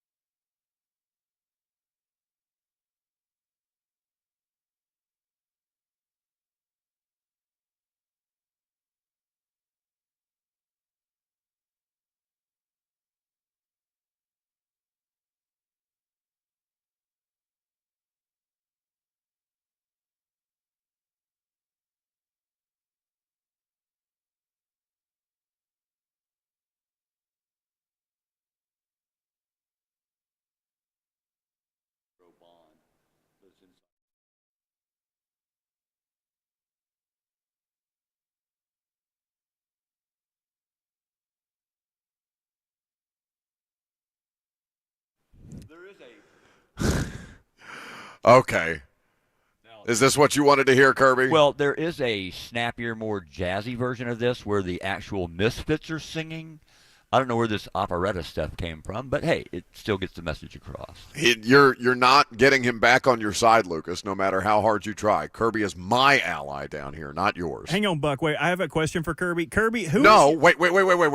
You did not reemerge from the shadows with which to ask your question. Kirby, I had a question for you. What is your favorite toy on the island of Misfit Toys? Would it be the choo-choo train with square wheels, the water pistol that only shoots jelly, grape jelly, or the cowboy riding the ostrich? Because I could argue all of those toys are magnificent and probably should not be on the island of Misfit Toys. You know, I didn't put that much thought into that at age 6 or 7 when I was watching the program, but I'd have to go with the squirt gun because, A, it's fun, and then, you know, if you're hungry, you can grab a snack. I feel like no one cares what you would like, Buck. Buck would probably like the bird that does not fly but swims. Well, I can't swim, so maybe that bird might save me someday. That's totally fair. I can't swim. Wow. Kirby, you got to teach him. It would take 10 minutes. We're literally on the Gulf right now. Kirby just tossed me out in the water with all these ships and barges. No, not here. With the riptides in the current of this river, you wouldn't survive very long. Take him out there. Take him out there, Kirby. Well, that's the whole point. Now, I get it. Yeah. We'll use Quit the river wising to him up. swim. No, wait, damn it, Kirby, you're on my side, not theirs. Shadows. Yeah, he asks for it. He literally asks to be sent to the shadows. He knows when he's overplayed his hand. All right, there's some news in the world of college football before we talk about these wide receiver prospects. Chris Lowe, of course, of ESPN, who I believe, when is his regular appearance with 3HL? Is that Monday, Lucas? Ooh, it is. I don't want to misspeak. It is early in the week. Earlier in the week, anyway. You know Chris Lowe is a regular feature on 3HL, so you can check out the podcast feed to hear his interviews with them. He is reporting about a half hour ago, Notre Dame offensive coordinator Tommy Rees has emerged as the top target for Alabama football's offensive coordinator job. He adds Rees has had discussions with Nick Saban and is scheduled to be on campus Thursday, sources tell ESPN. Saban is looking to replace Bill O'Brien, who, of course, left for the Patriots offensive coordinator job. So that's fascinating. Now, obviously, Notre Dame had a down bad year in Marcus Freeman's first full season on the job. I don't know if I would call it a completely down bad year. Buddy, they were like a top 5 team to start the year. It was lost to things like Marshall. First of all, evaluating a team based on their preseason ranking, I think, is always a mistake because preseason top 25 polls in college football are almost always completely incorrect and just a complete guess. Second of all, they had a really bad start. They lost to Marshall. They lost to a really bad Stanford team. Things looked like the wheels were falling off before they were put on in the Marcus Freeman era, and they corrected it. They picked up some big wins down the stretch, and they ended up winning their bowl game against South Carolina, what was an awesome game, a shootout. I believe Notre Dame ended with 9 wins as a ranked team. Like, Notre Dame was considered a quality win for USC at the end of the year as they were pushing for a playoff spot. So they righted the ship to pick up 9 wins and create some momentum in recruiting going into year 2 of Freeman. But this would be a big blow because Brian Kelly wanted to bring Tommy Rees to LSU, and Tommy Rees chose to stay at Notre Dame. And also, I'd be curious how much former Wake Forest quarterback Sam Hartman's decision to go to Notre Dame, to transfer to Notre Dame this season, because obviously that is a situation that has occurred. I'd be curious to know how much Tommy Rees was involved with that. One would imagine pretty heavily. So if he jumps ship, I'm not jump ship, but if he takes a job with Alabama, and of course he would be, totally within his rights to do so, I think that does affect a balance of power here. Tommy Rees is such an interesting guy, because that was the Notre Dame quarterback. Him and Everett Golson, right? Everett Golson was the Florida State transfer or transferred to Florida State. Him, number 5. So it was Dane Christ, Tommy Rees, and Everett Golson, the quarterbacks who I most associate with my college football fandom at Notre Dame. And Tommy is the most he's the most wild card of the bunch. There was some off the field stuff and that he got into a little bit of bleep with, and then obviously he stuck around in South Bend. Was hired under Brian. I know, it's crazy. He's literally a year older than me. He stuck around in South Bend with Brian Kelly. He was promoted to their offensive coordinator position. He stayed in Notre Dame. In fact, he stayed at Notre Dame when Brian Kelly left to go to Baton Rouge. And in fact, probably one of the best moments of that whole situation was Tommy Rees meeting with the Notre Dame team after Brian Kelly had left in the night. And was basically kind of talking people off the ledge and kind of saying, hey, it's my decision to stay here with you guys. We're going to see this thing out. Committed to there's a clip on the internet that you can find. I don't want to put words in his mouth. I'm paraphrasing largely, but still, Tommy Rees has definitely done a great deal of work to become one of the more respected coaches now after having an interesting college football playing career. And so for him to emerge as the top target for Alabama's offensive coordinator job is, one, a testament to him, but a fascinating proposition. What other names? Have you seen any other names discussed? Admittedly, Lucas, I haven't been tracking the Nick Saban coaching searches that closely with all the stuff going on down here this week. Well, we talked about the offensive coordinator at Washington basically turning down the opportunity, Ryan Grubb. I don't know that he was necessarily offered the job. I think there were some reports that he was, but ultimately deciding to stay at Washington after talking to Nick Saban about it. Other than that, I haven't seen a ton of buzz. He's having to fill 2 coordinator positions right now. And I think they're trying to work through some stuff to see what would it take to hire Jeremy Pruitt, with all the NCAA issues hanging over him there. Todd Grantham's name has come up for the defensive coordinator position. So they're balancing some plates down in Tuscaloosa trying to fill these roles. And the quarterback situation is more certain at Notre Dame than it is at Alabama right now. I mean, there's without a doubt, Sam Hartman in his final year of eligibility is going to be the guy for Notre Dame. And at Alabama, you're thinking, okay, it's probably going to be an open competition, likely between Jalen Milroe and Ty Simpson, both blue-chip quarterbacks. Saw some of Milroe last season. Just an electric runner with the football, but obviously some issues in the passing game, some inconsistencies. He's a really young player. The turnovers. Yeah, a ton of turnovers. That was one of the reasons why Texas A&M was a play away from winning in Tuscaloosa last season. Yeah. But we didn't really see what Ty Simpson had. They didn't throw him out there. Simpson, a 5-star from right here in Tennessee, from Martin, Westview High School. So I think that's going to be an open competition in fall camp, and it's going to be really interesting to see what Alabama and their offense looks like with an offensive coordinator that would have a ton of talent at his disposal with just a little bit of uncertainty at quarterback. 615-737-1045 is how you join our discussion at any point. What else do you have, Lucas? John Bryce of Football Scoop also. He was on with Blaine and Mickey a couple weeks ago. He did mention Jeff Lebby and Scott Frost as names to keep an eye on in this thing, as the biggest names to keep an eye on in this process. Lebby worked for Josh Heupel at UCF, was the offensive coordinator at Ole Miss under Kiffin, at Oklahoma this past year under Venables, and Scott Frost, obviously most people know his resume. So both would be splashy hires by Nick Saban. Well, they would be headline certainly Scott Frost would be the biggest headline grabbing hire, given that given the whole circumstance, how that came crashing to a screeching halt at Nebraska, and one of the most disappointing, college football hires I think there's been in the past decade, given how much he means to that university and how flatly it fell on its face. But we will keep you updated with that as far as the SEC transactions go. Meanwhile, a bunch of wide receivers, including a bunch of dudes from the SEC, are here in Mobile. One in particular is not, that I think the Titans should consider, but we're going to give you some information on some guys that I've been watching coming up next, as well as some Greg Cosell analysis. I'm Buck Rising. It's 104.5 The Zone.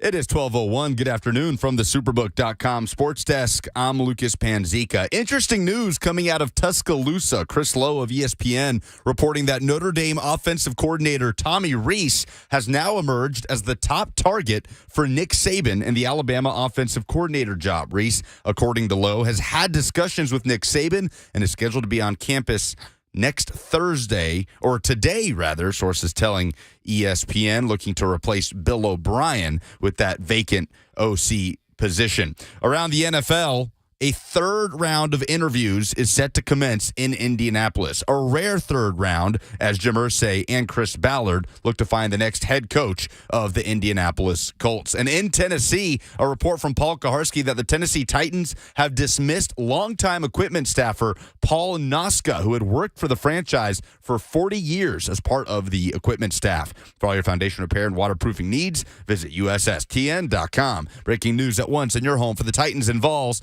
This is 104.5 The Zone.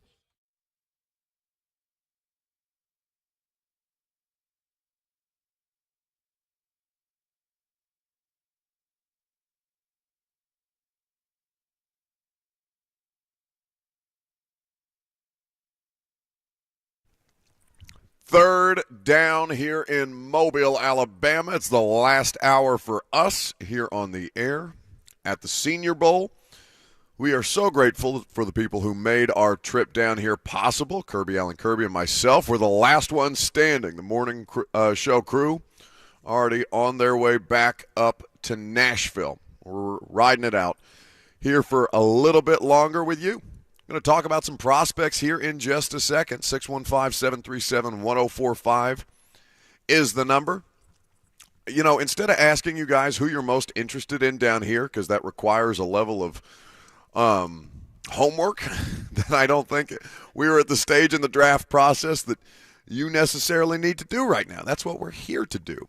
So instead of asking you guys who you're most interested to see at the Senior Bowl, or maybe even not even to go so far as to ask you what traits you're looking for from wide receivers down here at the Senior Bowl, I'm just going to tell you about a few that I've been watching the last couple of days. Before I do that, though, there's one here that I was really excited to see that ultimately did not end up attending Mobile and went to the Shrine Bowl instead.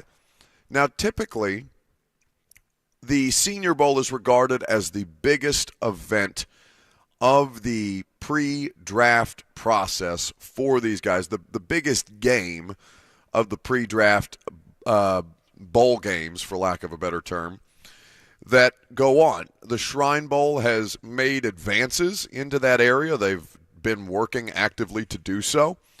And for the Senior Bowl, because of the timing of it, now the Shrine Bowl has moved up their calendar, so basically a lot of these things conflict now. The NFLPA Bowl was last week on yet a smaller scale. I know Keith Bullock was a part of the coaching staff for that. Looked like he had a great time in Pasadena. But it's made everything a bit more fractured, and that's fine. And if it provides the athletes more opportunity, that's ultimately what it's about.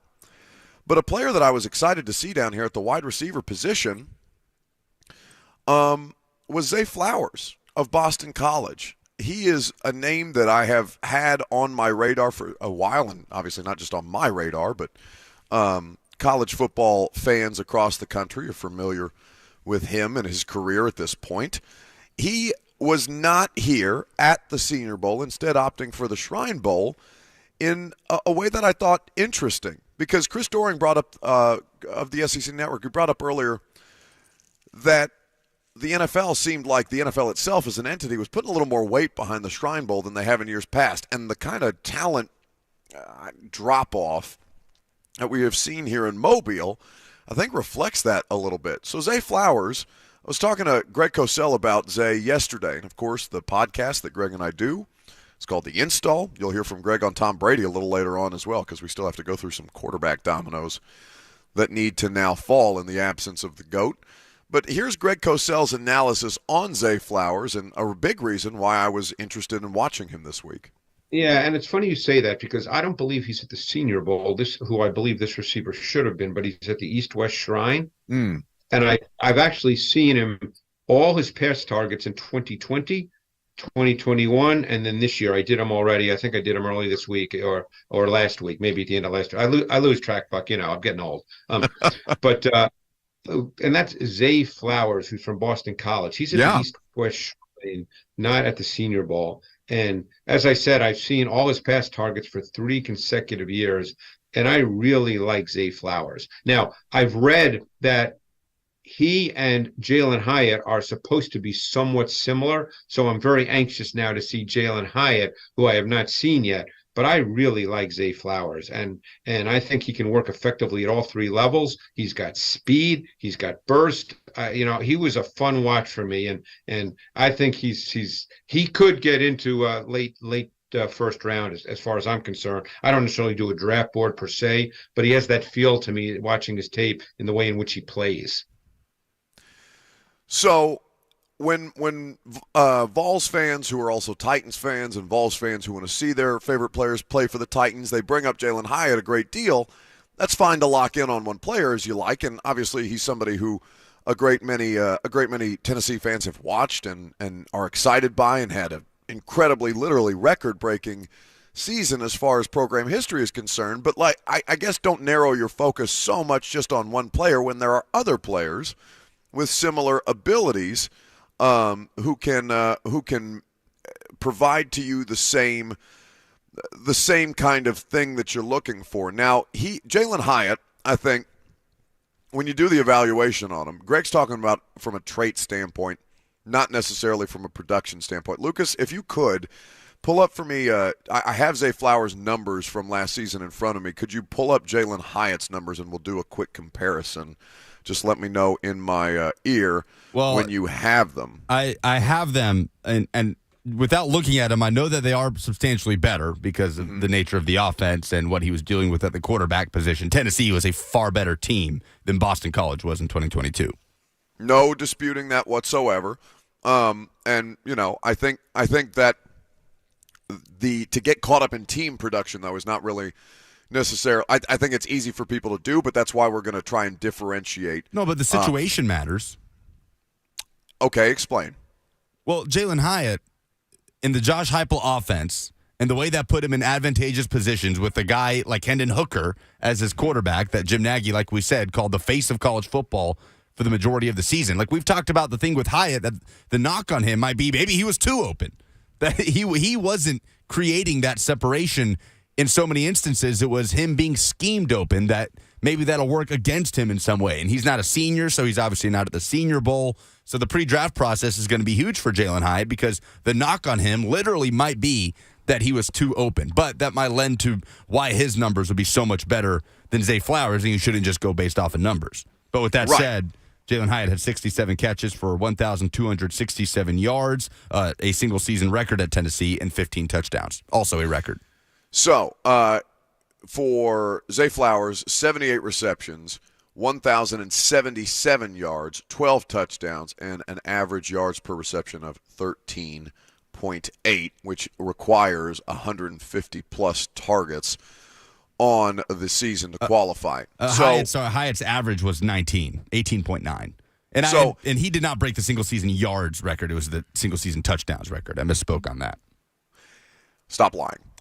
He is an interesting. They're both interesting to watch because you can obviously say, and it's not as a means to take away from Jalen Hyatt. Obviously, it's incumbent upon Jalen Hyatt to execute within the system, but the system for Josh Heupel and the Vols is vastly different from the one that's being run at Boston College.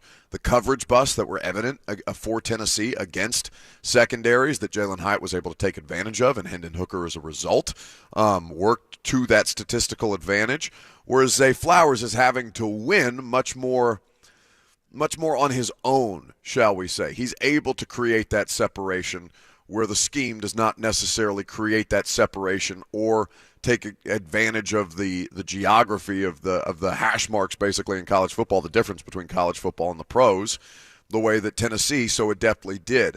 He is I think a more reliable target as far as his ability to catch the football. As I kind of watch these two over the course of certainly Hyatt's career and catching up on Zay Flowers, because in full transparency, I was not watching a ton of Boston College football throughout the course of the regular season, and since his arrival there in 2019, he is a very, very durable player. He has been available. He has elite speed at this stage, and is somebody who physically is of similar stature to Jalen Hyatt in a way that comparison, I think, is very apt. I think the Titans would do very, very well to consider him as a part of their evaluation process. And as far as the senior, or rather the Shrine Bowl participation is concerned, he only needed one practice before they kind of shut him down and said, okay, yeah, he's got it. He's got it figured out here.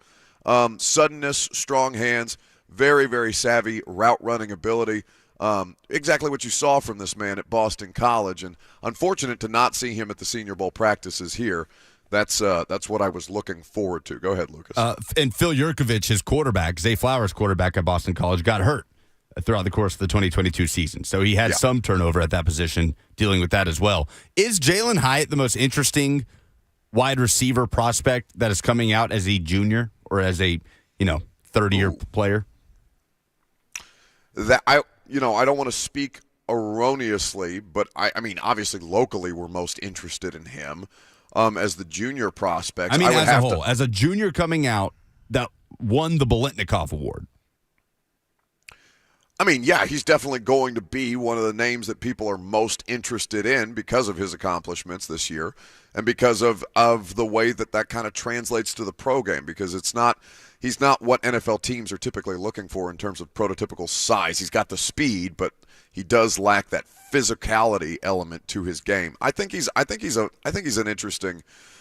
definitely an interesting junior prospect, but to say that he's the most interesting, I would have to have a full list in front of me to kind of go through without just kind of going off the top of my head the way that, obviously we're going to be invested in Jalen Hyatt's draft process because of the nature of where we are. Well, Jackson Smith-Njigba, who battled injuries all year, coming out as a junior. Jordan Addison, who won the Biletnikoff 2 years ago and had a less productive season at USC this past year, also coming out as a junior. I mean, just of those three names, I'm probably most curious about Jackson Smith and Jigba, just because of what you mentioned, the injuries kind of derailing that in meaningful ways. Now, the injury situation obviously factors in. That's going to be something that's discussed, whether that's something that NFL teams are going to have to be concerned about moving forward, depending on the nature of the injuries.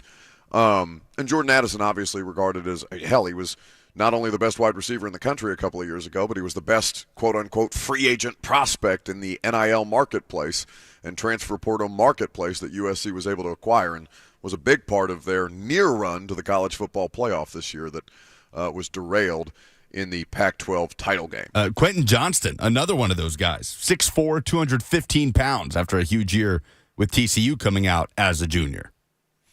So, in the interest of, we'll obviously have much more time. Maybe we dedicate a day to that discussion, or a segment to that discussion later on in the draft process, Lucas, because I do think it would benefit us to have the time to kind of look at all five of those players that you've mentioned next to each other and do a little more analysis that way. Maybe we even recruit somebody to help us have a more informed discussion that way. I think that would be good for the audience to do. Meanwhile, from wide receivers to quarterbacks, one massive quarterback situation, obviously Tom Brady retiring yesterday, has an incredible domino effect across the league. There are 5 teams that I think are directly impacted by Tom Brady's retirement and the fact that the best free agent quarterback available on the market this year is no longer in play. We're going to talk about that coming up next, live from Mobile. It's 104.5 The Zone.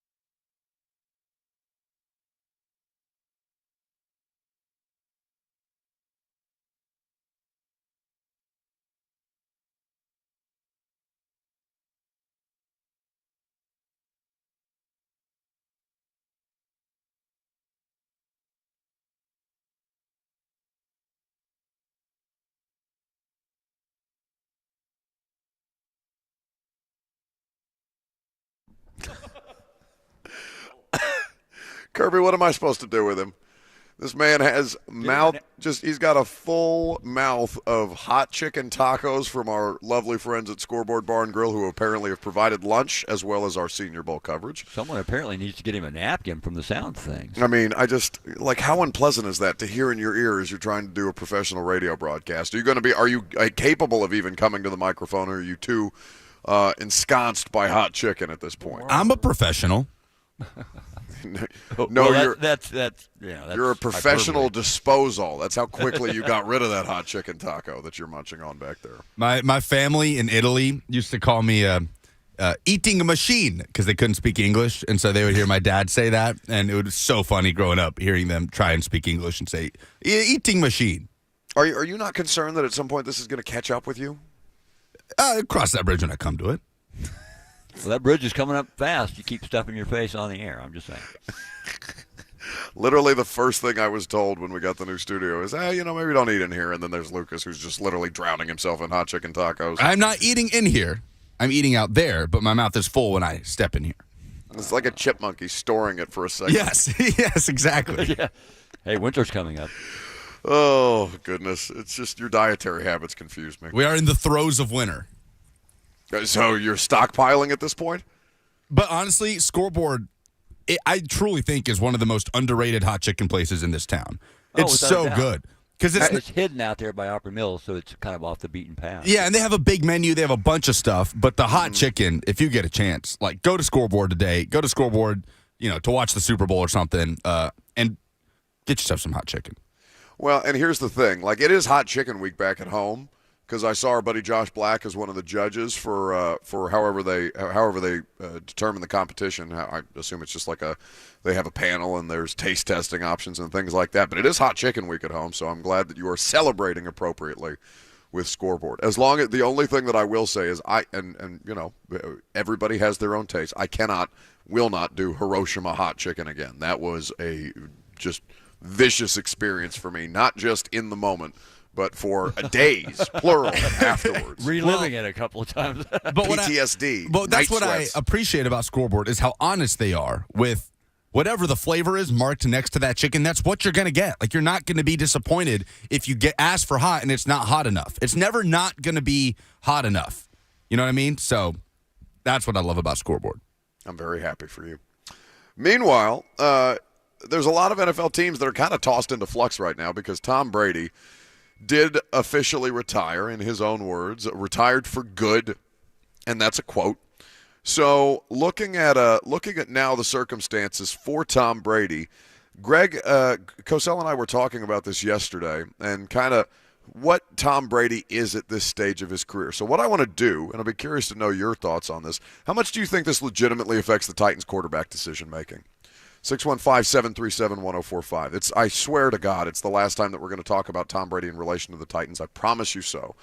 But given the amount of dominoes around the league that are going to fall because of this and how many quarterback situations are already kind of up in the air, I do think that there's a connection to be drawn between what's just happened with Tom, whether the Titans were legitimately invested in acquiring Tom Brady or not, as there had been reported interests in that taking place. 615-737-1045. How much truly do you think Tom Brady's retirement affects the Titans quarterback situation? Because here's what I've got, okay? I'm looking at the Titans, and I'm thinking about all the different ways that this team has to improve or maybe capable of improving if they are going to legitimately course correct what their circumstances ended up being in 2022 with the 7 straight losses and missing the postseason and mired in roster questions, and the list goes on, right? So looking at the quarterback deal now, Brady, I think, at minimum, affects 5 teams' quarterback situations. So let's go around the room here. Is Robert back there or no? You'll just have to find out. All right, return from the shadows. Ow! Dude, I was taking a poop. How did I get in here? Oh, my God. I didn't even get to wipe yet. What do you want? Well, I might have to send you to the shadows for that one. But No. That's the only thing that I have. You cannot have that too. That is exclusively my. It's the only thing that I have around here, other than my name on the show. I didn't even get to flush. Well, that's somebody else's problem now. Kirby is aghast. It's tough to shock Kirby. Kirby is aghast over here. Let's go around the room, shall we?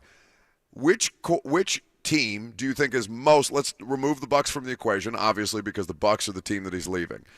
Beyond Tampa Bay, who do you think is most affected by Tom Brady's retirement between the two of you? San Francisco. Because of Brock Purdy's situation now with the Tommy John surgery that may cost him maybe not an entire season, but the better part of one. Yeah, and then that dominoes obviously teams that maybe would have been angling to trade for Trey Lance if Brock Purdy was the favorite to be the starter next season. I don't know that he would be, but now with Purdy's injury, that is one scenario where you could have still seen the Niners potentially dealing Lance if Tom Brady were to come into San Francisco, be the starter, and Purdy backed him up. In fact, one anonymous executive that we didn't even talk about this on the show told Mike Sando of The Athletic that in Sando's Pick 6 article he does every month, he had a quote from an anonymous exec saying, I think Brady's going to go to San Francisco, be the starter, and they're going to trade Trey Lance to Tennessee. That's the chatter around the league. That was a direct quote from an executive to Mike Sando. Obviously, that's out the window now, and it felt like just kind of a rumor mill to begin with. It didn't feel like anything concrete, but that's why I'd say San Francisco. And that's why they're anonymous. Robert, how much does this make you worried about Lamar's status with the Ravens? It doesn't affect me as much as you would think it does. I know Jay Glazer's report came out that he said the tag seemed that Lamar would get traded. The tag doesn't seem like something that would keep him around. But if I was going to go with the team that I think it would impact the most, I would probably lean on the Raiders. We've seen him part ways with Derek Carr, not officially yet, but this trade's going to have to come to fruition pretty quickly. And with the number 7 pick in the draft, maybe they didn't want to go quarterback there, but it seems like they're kind of pigeonholed to do so now with the lack of quarterbacks available via trade or free agency. I don't really know the direction that they would go if they don't go Derek Carr. Well, here's the thing, okay, because you and I did this, Robert and I did this last night on primetime, since now he's babysitting me not just on the radio but on the streaming show as well. So we had a list of 5 teams that I came up with that are directly impacted by Tom Brady. What if I told you that I fleshed that out this morning to 13 teams that I think could be affected by this? I would tell you that that's a lot. Well, it is a lot. I'm going to go through the list, okay? So we'll include the Bucs in the list of the 13. The 2 that you mentioned, Niners and Raiders, Buccaneers as well. The Colts have no solution at quarterback right now. At this point, Matt Ryan's contract situation is something that they traded for, but obviously something that they are not going to be defined as a tenable option moving forward, whomever ends up being the coach there. I think the Commanders are a team that is certainly in quarterback purgatory at this point. I think the Falcons are somebody that has to be considered. The Jets, Panthers, Saints, Seahawks, Texans, and Titans are all teams that I would put on that list, with the Giants as kind of an anomaly out there waiting to see what they do with Daniel Jones, even though they have publicly expressed the intention to re-sign him despite not picking up his 5th-year option. I think all of those teams, and that's excluding Baltimore, because Baltimore hasn't done anything with Lamar just yet. I think all 13 of those teams, you could make a case that have some impact by what Tom Brady has chosen to do here. And I honestly think 3 of them residing in the AFC South, that irony is not lost on me. The Colts, man, I have no idea what they're going to do, other than it seems most likely at this point that the Jeff Saturday hire is something that the ownership clearly wants to keep in consideration, and I can't imagine what it's like to be Chris Ballard right now, other than he's damn lucky that he still has his job, for as poorly as that situation has gone in the AFC South. And I think the Tennessee Titans, the last time the Titans were in the market for a veteran quarterback, it was Tannehill, and he was a salary dump, right? They basically NBA salary dumped Ryan Tannehill with some draft pieces or draft picks associated that. You had Derrick Henry's kind of end of 2018 breakout. That was a big part of this. You had A.J. Brown at the time as a number one wide receiver. You had Jack Conklin. You had Taylor Lewan, as healthy as he's been at any point in the last 5 seasons. The defense not kind of what we consider it to be now, but still defensively stout, and a head coach that was capable of doing so. I think that for them, it's about hoping that they can regenerate a lot of these pieces. And if the veteran quarterback thing is actually still in play here, it's less about Ryan Tannehill and the Titans as it is about, would somebody now be more interested in requiring Ryan Tannehill from the Titans because of how much, it's almost half the league you could consider influx at the most important position in sports. What do you have, Lucas? So when you listed all those teams, I feel like you basically just listed every QB needy team in the NFL. Well, yeah, I think all of those things are connected. Now, we know that the Seahawks, I included the Seahawks and the Giants in there, not because they're quarterback needy, but because there's no definitive solution right now. So I think all options have to be on the table at this point, because it's not just about Brady, it's about Derek Carr, it's about guys like, are we still considering Marcus Mariota available for starting quarterback jobs moving forward? Like, these are the kind of discussions that we're about to dive headfirst into as we, as agents are down here in Mobile and negotiating in bars on the side before structures get done at the combine and ultimately free agency hits us all in the face in March. 615-737-1045. We'll get to your phone calls on this here in just a second. First, I want you to hear from Greg Cosell on Tom Brady, a discussion that we had at the start of yesterday's Install podcast. Yeah, I'm sure that there's not a lot to add. We know he's great.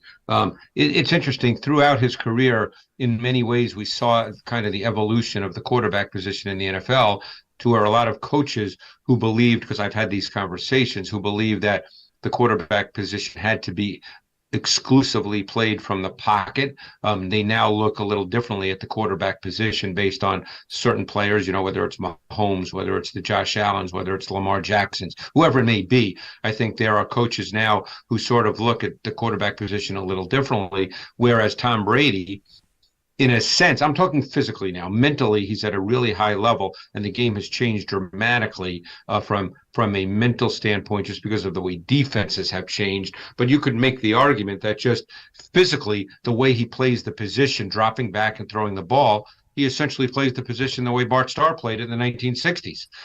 It's the same. It's just, as I said, there are so many other variables that have made the position more difficult from a mental perspective, of which Brady was a master, certainly, just as Peyton Manning was. But in terms of just the physical way you go about playing the game, he dropped back and he threw the ball to the right receiver at the right time with the right kind of throw, and he just did that over and over again. And he was really good at it. Turns out that's a decent recipe for success.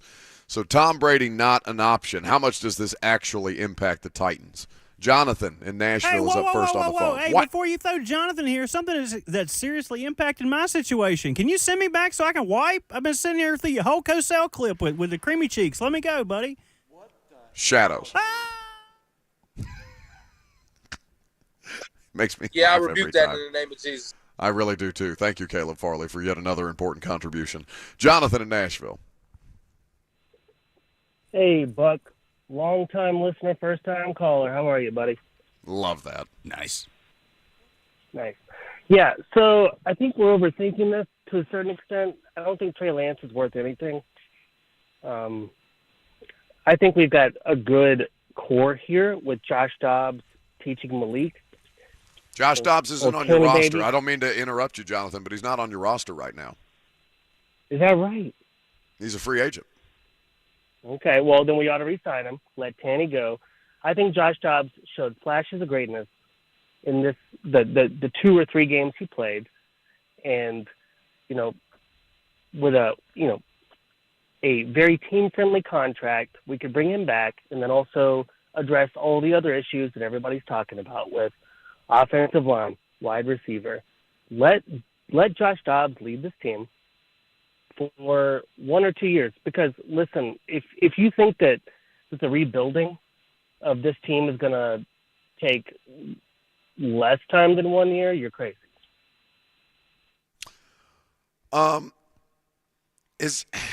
I just don't think that's a tenable solution. Flashes of greatness based on what? And listen, I was so happy to see Josh Dobbs in the lineup because I was actually watching an NFL quarterback play. But what Josh Dobbs did, and I understand the circumstances around him, I'm sure that Josh Dobbs is capable of winning an NFL football game. But right now he's 0 for 2 in his first 2 NFL starts. The turnovers were a thing, and they were not able to accomplish what they ultimately set out to do. So, like, flashes of greatness based on what? All I saw was what contributed to ultimately ended up being two more losses at the end of the Titans season. The whole Dobbs-Malik situation is, go ahead and present that, and respectfully, Jonathan, go ahead and pitch that to Mike Vrabel and the coaching staff. Tell me how that is received. I do love the idea of Dobbs coming back on a team-friendly contract. I do too. Whatever contract Dobbs comes back on, it's going to be team-friendly. Sure. Well, yeah, listen, he did well to continue to earn himself opportunities to be a backup in this league. There is no disputing that whatsoever. My preference, honestly, would be for them to move forward with Ryan Tannehill and Josh Dobbs. And I don't say that as any indictment of Malik Willis. I just think they need a better backup quarterback situation generally. And that a veteran is preferable to me at this point than a project. And I'm not saying that you cut Malik. God, the practice squad, somebody would scoop him up indefinitely. And that's almost a sunk cost, but it's not tenable. It's just not tenable. So if you're eliminating any of the 3 from that conversation, even though only 2 are technically still under contract with this team, I would advocate more for the elimination of Malik than I would of Dobbs or Tannehill. Tannehill gives you the best chance to win football games. Are you that uninterested in winning football games at this point in this franchise's life cycle? 615-737-1045. Last call for phone calls. Coming up next, we'll update the polls. We'll wrap up the final segment of our broadcasts down here at Mobile, Alabama for the Senior Bowl this season. I'm Buck Rising. It's 1045 The Zone.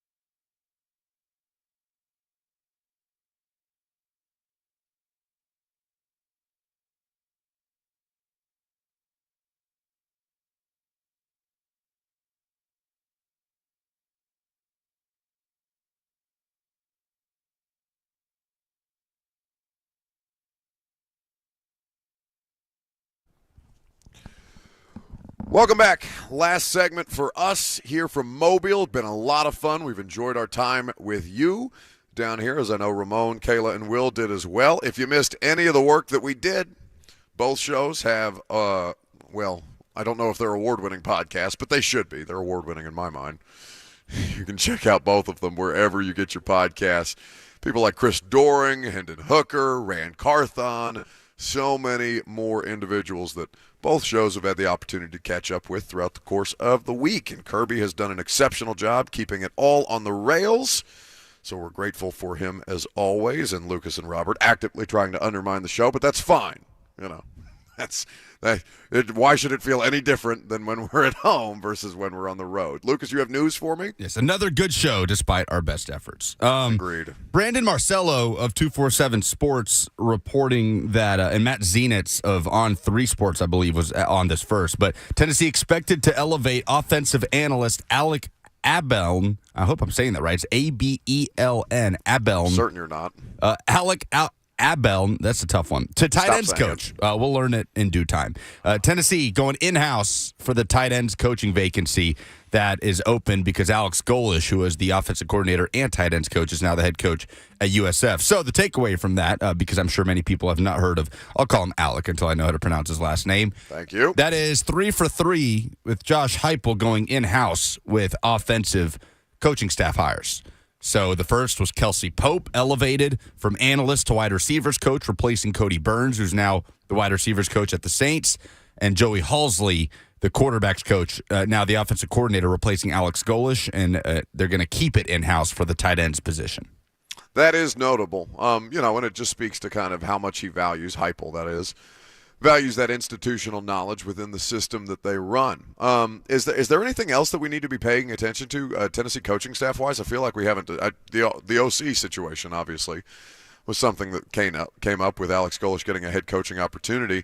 Is there anything else that we need to be mindful of? Because I really haven't considered that in some time. No, I mean, honestly, I wondered what Golish's process would look like in filling out his staff at USF, and if that meant hiring anybody else away, maybe some assistant to come be his defensive coordinator or something like that. Guys like Willie Martinez, who has worked in the Central Florida area plenty throughout his career, and now at Tennessee coaching the secondary. I don't know. But other than that, no, there hasn't been anything. I mean, they've managed to keep a lot of continuity on that staff, where it looks like at the moment, the entire defensive staff is going to pretty much stay in place while Heupel is just going to kind of tweak and elevate people in-house to fill the offensive coordinator and tight ends positions. Okay. Well, good update there from Brandon Marcello. And should anything else come available about the Alabama offensive coordinator job, or are they still looking for a DC at this point? Yes.